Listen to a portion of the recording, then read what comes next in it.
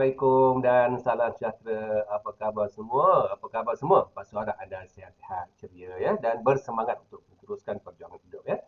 Baik, dalam kesempatan kali ini Pastu nak kongsikan tentang punca-punca konflik ya. Sebagaimana kita pernah sebut dalam siri yang lepas ya, konflik adalah sesuatu yang tak dapat kita elakkan ya, yang sentiasa berlaku dalam kehidupan kita daripada sekecil-kecil konflik sampailah ke sebesar konflik bergantung kepada situasi ya. Dalam situasi di rumah, di sekolah, di tempat kerja, dalam organisasi ya, melibatkan persahabatan, di mana saja kita akan menemui konflik ini sentiasa berlaku. Kerana apa? Kerana konflik berlaku apabila wujud pertentangan ya. Bila ada pertentangan kepentingan ya, pertentangan di segi keinginan ataupun kemahuan, pertentangan di segi pentafsiran ataupun kepercayaan, nilai, pertentangan di segi tujuan ya antara seseorang dengan seseorang atau dengan beberapa orang. Jadi apabila wujud pertentangan ini, maka konflik itu akan berlaku ya. Dan kita cuba lihat atau singkap ya, apakah punca-punca konflik yang sering berlaku, dan kalau kita dapat tahu punca-punca ni, mungkin kita dapat menentukan cara bagaimana nak mengatasi konflik tersebut ya.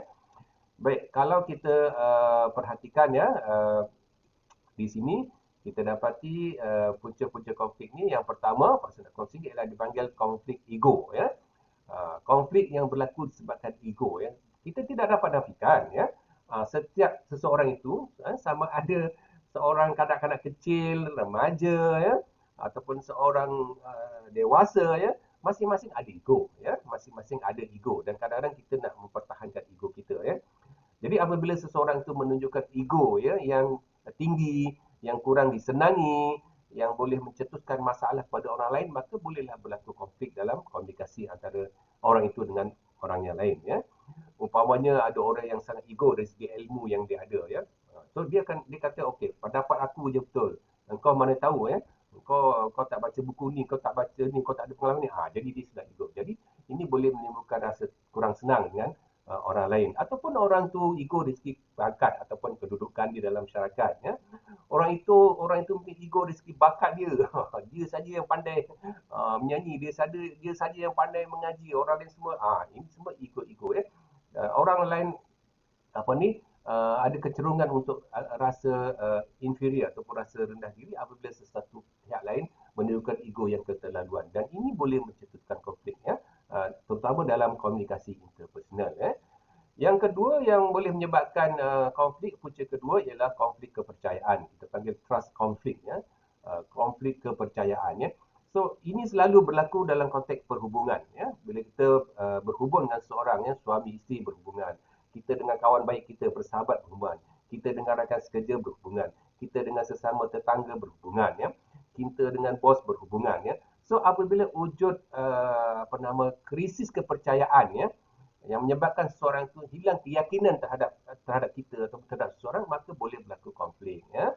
Baik, macam mana boleh tercetus masalah rumah tangga ya? Macam mana boleh menyebabkan rumah tangga tidak jadi bahagia? Kerana ada konflik kepercayaan ya. Dulu si suami percaya 100% dengan isteri, tetapi oleh berlaku perkara-perkara yang tidak tak manis dan sebagainya, maka tercetuslah rasa tidak percaya, tidak yakin ya, rasa dikhianati, tidak jujur dan sebagainya. So apabila wujud konflik kepercayaan antara seorang dan seorang, maka boleh menyebabkan masalah-masalah lain yang lebih besar boleh berlaku. Kalau dalam konteks rumah tangga, mungkin menyebabkan perceraian dan sebagainya. Kalau dalam konteks persahabatan, mungkin dia dulu dia rakan yang akrab, yang baik, sekarang mungkin dia jadi bermusuh ya, kerana ada konflik kepercayaan tadi ya. Ini punca yang kedua. Okay, kalau kita lihat punca yang ketiga, iaitu konflik nilai ya. So setiap kita ni dibesarkan dengan nilai-nilai tertentu oleh keluarga kita. Kita ada agama yang membentuk nilai kehidupan kita. Kita ada nilai-nilai budaya masyarakat yang betul. So apabila nilai, kadang-kadang kita ada juga membentuk nilai-nilai peribadi kita sendiri kan ya. Ya. So selalu dalam konteks perhubungan ya, dengan sahabat, dengan kawan ya, kadang-kadang apabila kita berselisih pandangan kita atau pegang dari segi nilai hidup ya, ini juga boleh menjadi konflik ya. Sebab itu kita kena faham ya, dan kita kena menghormati ya. Kadang-kadang ada seseorang itu ada nilai-nilai pribadi tertentu ya, macam ada orang tu dia sangat mementingkan kebersihan kemasan. Kita pula jenis yang tak kisah berselera. Dia selalu kita duduk satu rumah ya, duduk satu asrama ya, duduk satu tempat ya. Jadi ini akan jadi konflik ya. Jadi kita kenalah meraihkan ya nilai-nilai yang baik ya. Walaupun kita tak berapa nak jadi orang yang sangat kemas, tapi kita janganlah ambil mudah bahawa semua orang macam kita. Tak boleh ya. Sebab ini boleh jadi konflik. Kita panggil value konflik ya. Yang keempat ialah konflik fakta. Ya, kita kena bezakan antara pendapat dengan fakta. Ya, pendapatlah. Pendapat boleh jadi betul, boleh jadi salah. Ya, kalau pasu kata pada pandangan pasu, pada pendapat pasu sekian-sekian, itu pendapat pasu. Boleh jadi betul, boleh jadi salah. Anda pun mungkin punya pendapat-pendapat yang tersendiri tentang sesuatu isu, kan? Ya, tetapi apabila kita kata cakap fakta, ya, fakta ni merupakan pendapat yang telah dibuktikan sebagai benar. Kalau kita tengok jam sekarang pukul 10 pagi, pasu kata sekarang ni pagi.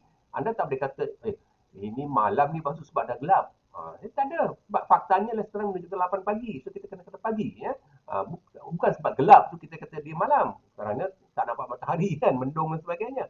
Jadi kita kena kena faham bahawa fakta adalah fakta. Ya? Jadi kalau kita ada perbezaan pendapat yang tentang sesuatu isu ya, kita raikanlah kerana pendapat itu boleh jadi betul, boleh salah ya. Tapi kalau kita kata fakta, kita kena terima. Kalau Pak Su kata sekarang ni pagi, pukul 8 pagi, jam pun 8 pagi, radio kata 8 pagi, TV kata 8 pagi, anda kena terima lah. Jadi tapi kalau kita tak nak terima, ini akan menjadi konflik ya. Fakta ni sesuatu yang memang telah terbukti sebagai benar. Kita kena terima walaupun kita tak suka. Kan? Anda mungkin tak suka nak minum air limau kasturi. Anda tak suka. Tak suka tak apalah. Tapi jangan anda mengatakan tak gunalah langsung, tak ada faedah langsung dari kesihatan. Oh tidak. Ya, dalam limau kasturi sekurang-kurangnya ada vitamin C. Ya. Jadi kalau anda tak suka limau kasturi, anda makanlah limau lain. Tapi jangan menafikan bahawa fakta vitamin C wujud dalam kebanyakan buah limau. Okey, faham ya? Itu konflik berkaitan dengan fakta. Dan yang kelima ialah konflik yang berpunca daripada kita panggil pseudo konflik ya.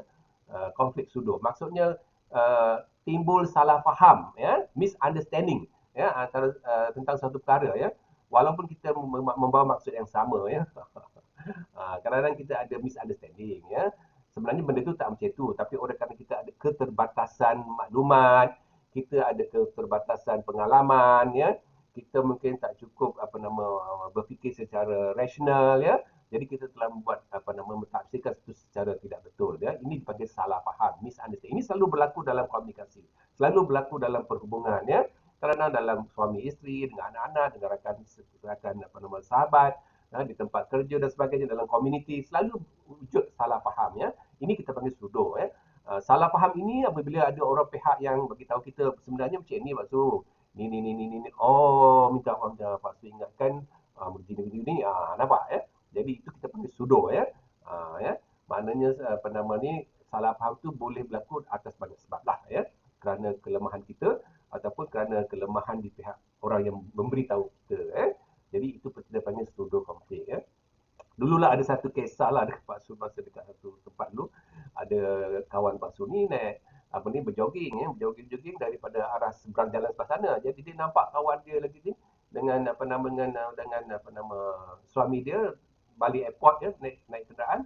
Jadi dia nampak isteri tu kawan yang Pak Su jogging tadi lah ya. Dia pun lambai tangan. Sebab jauh tak boleh nak cakap Assalamualaikum kan. Lambai je lah. Tulis hello kan. Tiba-tiba suami tu tunjukkan macam ni. So suami tu beranggapan yang si mak ni nak mengurat isteri dia. Jadi kita panggil sudah salah faham. Lepas tu isteri dia pun ceritalah balik office kan. Minta maaf ya suami aku dah salah faham. Dia ingatkan kau nak mengurat aku. Dia tak tahu yang kau tu kawan aku sekerja aku. Ini kita panggil pseudo konflik ya. Baik, jadi saudari yang saya muliakan ya. Jadi kita ada kurang-kurangnya 5 ya. 5 punca-punca konflik yang dari sudut psikologi ya yang sering berlaku ya dalam kehidupan seharian kita ya. Terutama yang melibatkan perhubungan ya, komunikasi ya. Jadi maksud kita tadi punca apa dipanggil konflik ego ya. boleh jadi konflik kepercayaan, ya, trust konflik, boleh jadi konflik nilai, boleh jadi konflik fakta, boleh jadi konflik sudo, ya. Jadi kita cuba memahami kenapa benda itu berlaku dan ini akan membantu kita nanti bila kita bincangkan macam mana cara untuk menangani dan mengatasi konflik yang berlaku dalam kehidupan sehari kita. Sehingga kita bertemu lagi dalam kesempatan akan datang. Salam motivasi.